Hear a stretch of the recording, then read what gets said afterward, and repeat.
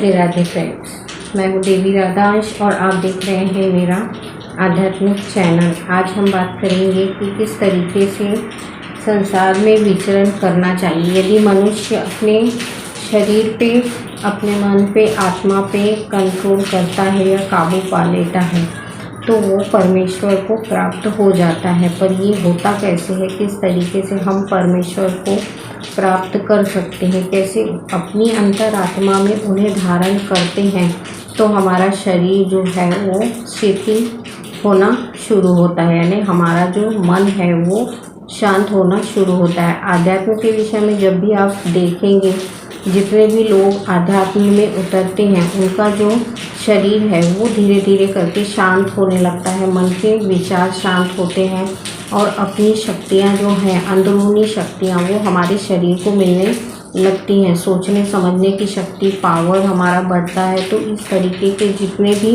आध्यात्म में बैठने के बाद हमारे साथ होता है और हम उनके विषय में आज बात करेंगे। तो हमारा जो संसार है वो किस तरीके से हमें भ्रमित करता है। देखिए, हम जितना भी बंधनों से मुक्त होना चाहते हैं, यदि हम चाहते हैं कि हम संसार में ना पड़ें तो भी हमें क्या करना पड़ता है, संसार में आना ही पड़ता है। यदि आप सोच लेंगे कि आप मृत्यु के बाद आप संसार में ना आएँ या फिर से आपको ये जीवन ना करना पड़े तो ये नहीं होता, क्योंकि ये हमारे वश में नहीं है। जब जो चीज़ें हमारे वश में है नहीं तो उस पर हम अपना वश कैसे रख सकते हैं। जब हम संसार में आए हैं तो इसके लिए हमें प्रयत्न करते ही रहना होता है कि हम अपनी जो हमारे अपने जो विचार हैं उनको कंट्रोल करना या उनको अपने काबू में करते हुए अपने जीवन को कर सके। तो यही सारी चीज़ों का ज्ञान देता है हमें आध्यात्म की, किस तरीके से विकट परिस्थितियों में हमारा अपना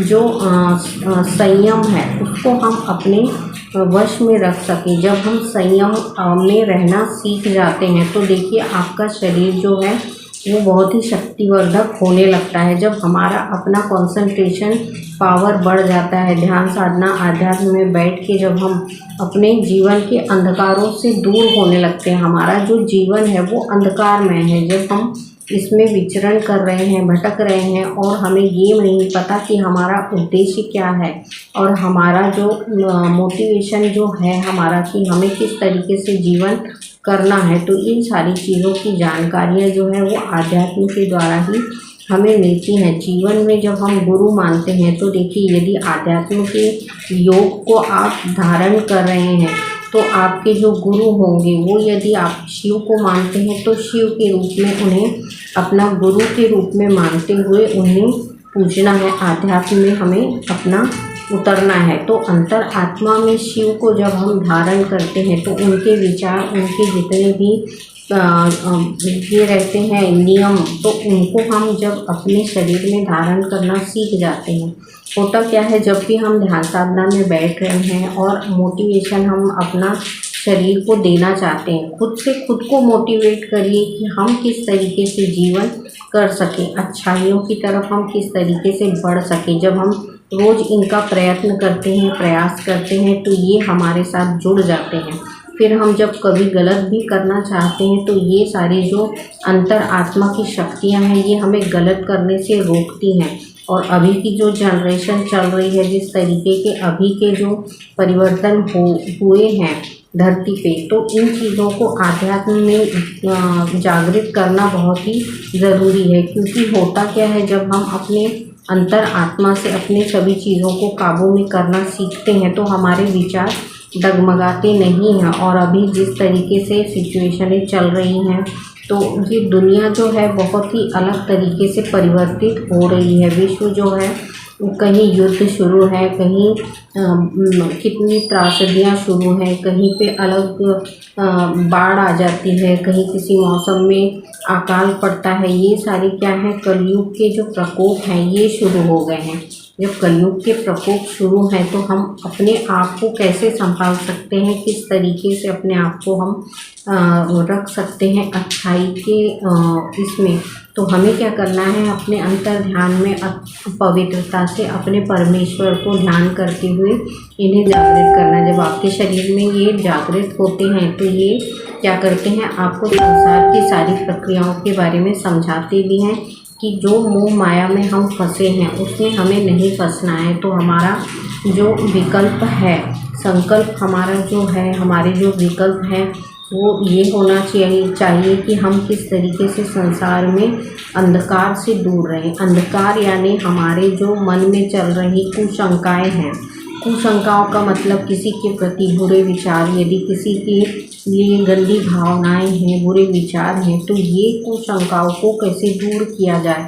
जब हम इन चीज़ों पे विचार करते हैं ध्यान साधना में बैठते हुए, तो ये हमारे शरीर से गंदगियों को निकालना शुरू करते हैं। जब तक आप इन चीज़ों के मन मुटाव में बैठते हैं कि हमारे जीवन में क्या हो रहा है, क्या चल रहा है, इन सब चीज़ों को सोचते जाते हैं, तो आपका जो माइंड है वो क्या होता है, घूमता है, विचरण करता है, तरह तरह के विचार करता है। इन चीज़ों को साफ करते रहना चाहिए, क्योंकि आध्यात्म में जब हम बैठते हैं तो इन्हीं सब चीज़ों की साफ सफाई होती रहती है। तो अंधकारमय जीवन से दूर किस तरीके से होना है, आध्यात्म में बैठ के हमें अपने विचारों का शुद्धिकरण करना है। जब हम अपने विचारों को शुद्ध और पवित्र कर लेते हैं तो हमारा जीवन जो है वो सार्थक होना शुरू होता है। यही सारी चीज़ें होती हैं जब हम ध्यान साधना में बैठते हैं, अंधकार को दूर करते हैं, अपने जीवन को सफल बनाने का प्रयास करते हैं, सारी चीज़ों को, अच्छाइयों को समझते हैं कि अच्छा जीवन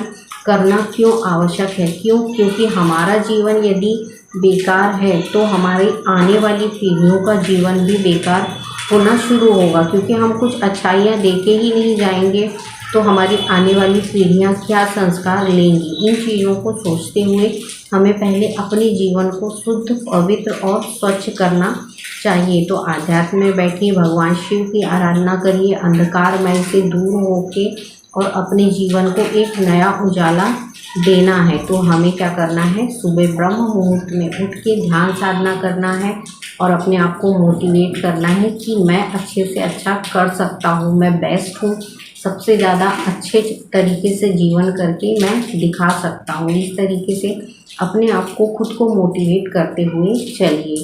स्पीच अच्छी लगी हो तो लाइक और सब्सक्राइब ज़रूर करिए। अगले वीडियो में फिर कुछ नए विचारों के साथ मैं फिर आपसे मिलूँगी। तब तक के लिए राधे।